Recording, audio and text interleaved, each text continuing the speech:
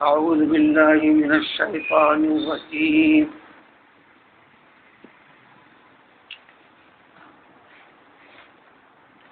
وأنا لما سمعنا الهدى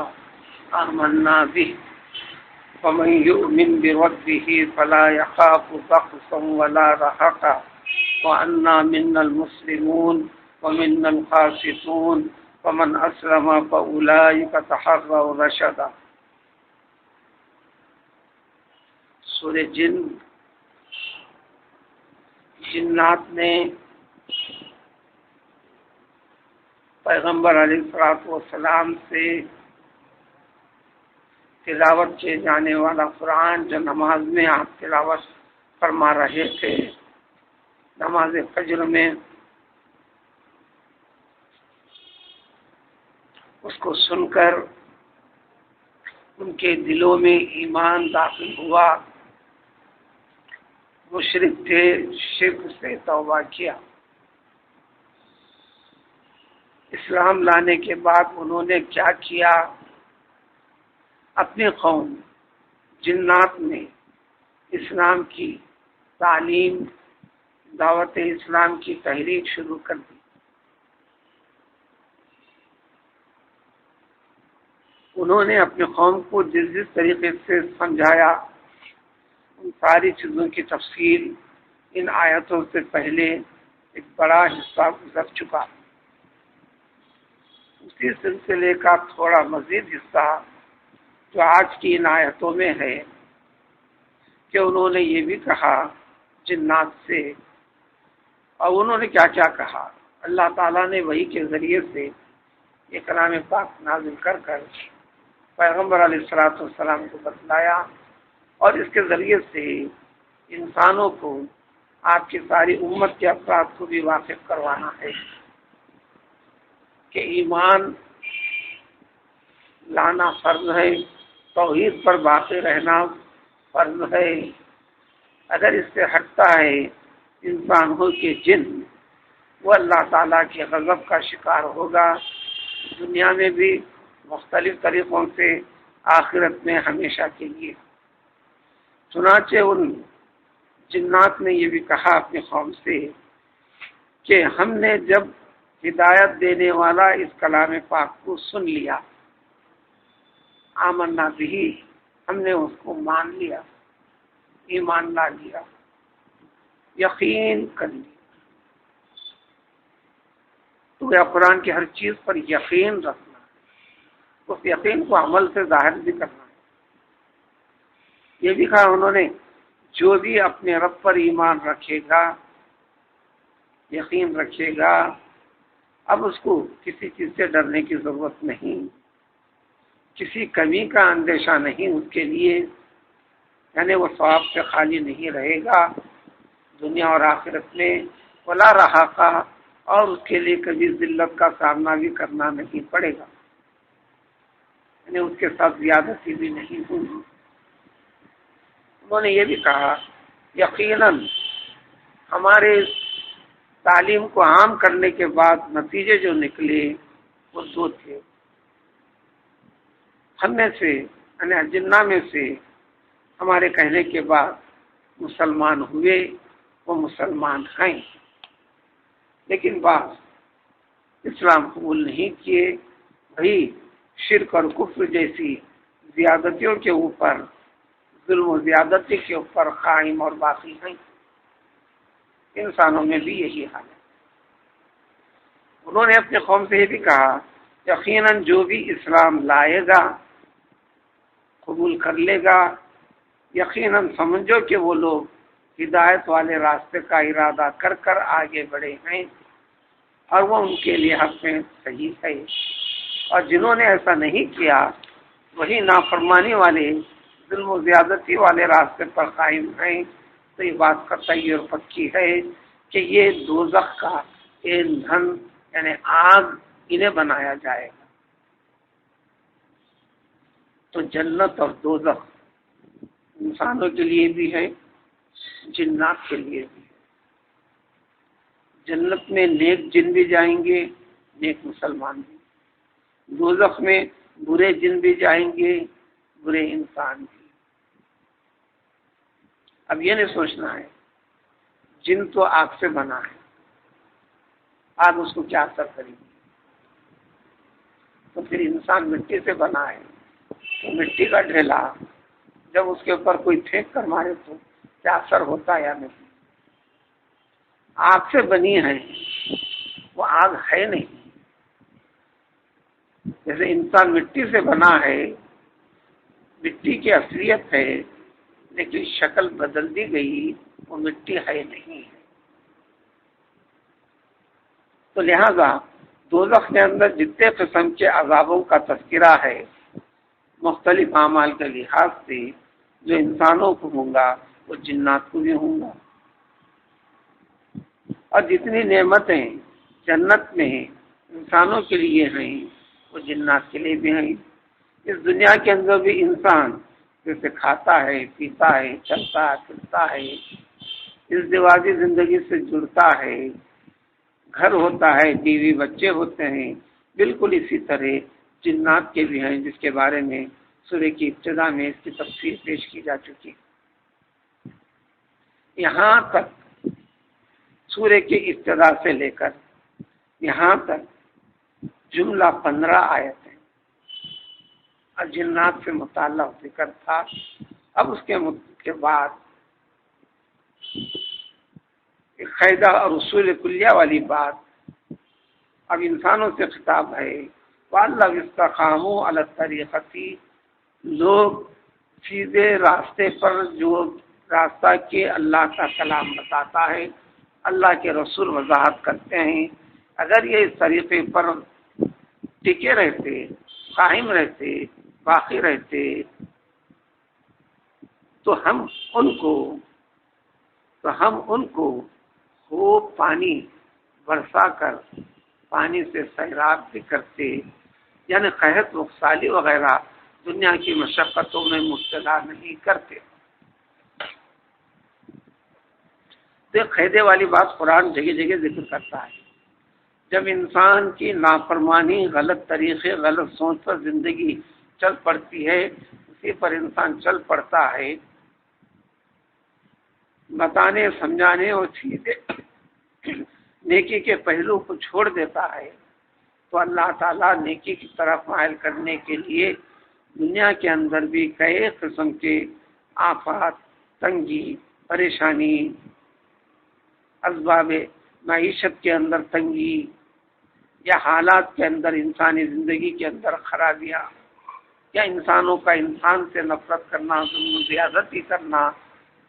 لوٹم لاٹ کرنا وغیرہ جیسی چیزیں ان چیزوں میں بھی مبتلا فرما دیتے ہیں، جو دراصل عذاب کی ایک شکل ہے، مستقل عذاب نہیں ہے، پر اس کے پیچھے اللہ کی ایک مہربانی بھی ہے تاکہ بندہ ان جیسے حالات سے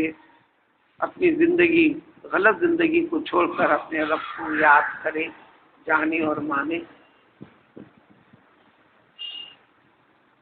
پھر بھی نہیں سدھرتا ہے تو پھر دنیا کی زندگی اس کے لیے بہت وسیع، خوشحال، کشادہ کر دیتی ہے، تاکہ گناہوں میں، عذاب میں اور گر جائے۔ یہاں اس واقعے کی طرف اشارہ ہے جو پیغمبر صلی اللہ علیہ وسلم کو تنگ کیا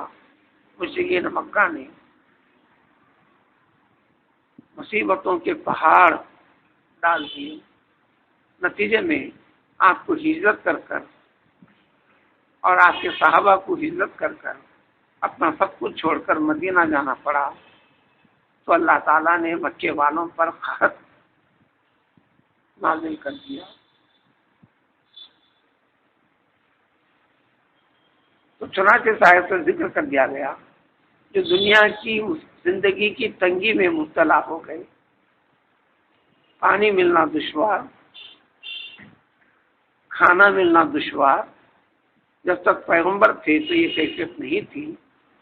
اس زمین سے پیغمبر کو ہٹا دیا گیا تو یہ مشقتیں آ گئی ہیں۔ تو اگر یہ لوگ اتباع فرما برداری کر لیتے تو یہ قحط ساری اور اس کے اسباب جتنے چیزیں ہیں، ان چیزوں کا سامنا بھی کرنا نہیں پڑتا تھا۔ انہوں نے ایسا کیا جس کی وجہ سے ان کو یہ ہوا بنفتنہم فی، تاکہ ہم اس کے اندر ان کو مبتلا کر کر آزمائیں کہ ابھی بھی سدھرو گی یا نہیں سدھرو گی۔ یہ حالات سے گزرے تھے، اور یہی اصول اور قاعدہ سابقہ قوموں کے ساتھ بھی رہا، قیامت تک کے لیے بھی اللہ تعالیٰ کی سنت، طریقہ اور عادت یہی بنا کر رکھا ہے۔ من جملہ اس کا پہلو یہ، جب نیکی سے جب انسان جڑ جاتا ہے تو اس نیک انسان کے نیکی کے اثرات بھی اس کے اثرات خیر و برکتیں ہوتی ہیں۔ اسی لیے پیغمبر صلی اللہ علیہ وسلم کسی کے پاس کھانا کھانے کے بعد یہ دعا دیتے، اکلا طعامکم الابرار، اللہ تعالیٰ تمہارا کھانا کسی نیک بندوں کو ہی کھلائے۔ ایک انسان کا دوسرے انسان کا تیسرا انسان کھایا کرتے ہیں، کھلاتے پلاتے ہیں، کھلانا پلانے کا حکم ہے، بلکہ اسلام کے آداب میں ہے اطعموا الطعام، تم کھانا کھلایا کرو۔ اسلام کے کمال درجے کے خوبیوں میں مومن کے اعلیٰ صفات میں ذکر کیا گیا، افشوا السلام، کثرت کے ساتھ سلام کو عام کرو، اطعموا الطعام، تم کھانا کھلایا کرو، صلوا باللیل والناس نیام، سارے لوگ سوتے پڑے رہتے ہیں، اس وقت بھی اٹھ کر کچھ تم نمازیں ادا کیا کرو، جیسے تہجد وغیرہ۔ یہ مومن کا کمال ہے، لیکن ہم اس جیسے احکام اور آداب اسلام کی طرف توجہ کم کرتے ہوئے اس پہلو کو اچھا اختیار کرتے ہیں۔ دعوت قبول کرنا سنت ہے، جانا ضروری، کھانے کی بات ہم زیادہ کرتے ہیں، یقیناً سنت ہے۔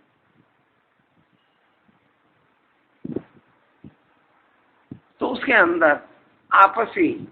محبت کو بڑھانے کا بھی تذکرہ ہے، اور جب کھانے کھلانے والی بات آتی ہے تو تمہاری کمائی حلال کی،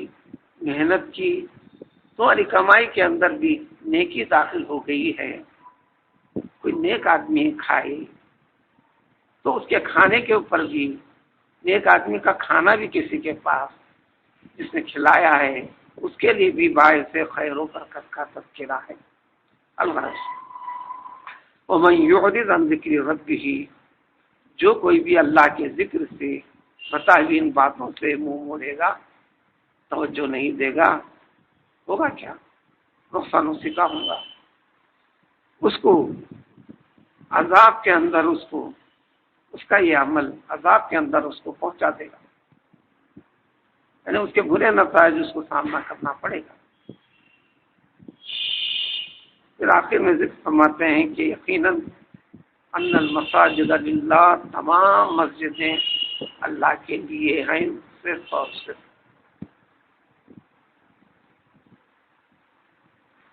ان مساجد میں تم اللہ کے ساتھ کسی اور کو مت پکارو، کسی اور کو مت مانگو، کسی اور کو عزت اور تعظیم نہ دیا کرو، صرف اور صرف اللہ کو۔ یا مساجد دو معنی میں ہے، اور دونوں معنی مراد ہیں۔ مسجد کی جمع ہے، مسجد کی جمع ہے، یعنی جتنے سجدے انسان کے ہیں وہ صرف اور صرف اللہ کے لیے سجدہ ہے، اللہ کے سوا کسی اور کے لیے سجدہ ہرگز نہیں ہے۔ یہ بالاتفاق تمام دین اسلام پر قائم اور باقی اہل علم کا بھی اتفاق ہے، اللہ کے سوا کسی اور کے لیے سجدہ حرام ہے، یعنی صرف اور صرف سجدہ اللہ کے لیے ہے۔ بعض علماء کے پاس اللہ کے سوا کسی اور کے لیے سجدہ کرتا ہے تو وہ کافر بھی ہو جاتا ہے، بعض کے پاس حرام ہے، گناہ کبیرہ ہے۔ سجدہ کی جانے والی ذات جس کے سجدے کے لائق ہے وہ صرف اور صرف اللہ کی ذات ہے، اس لیے حضور صلی اللہ علیہ وسلم نے فرمایا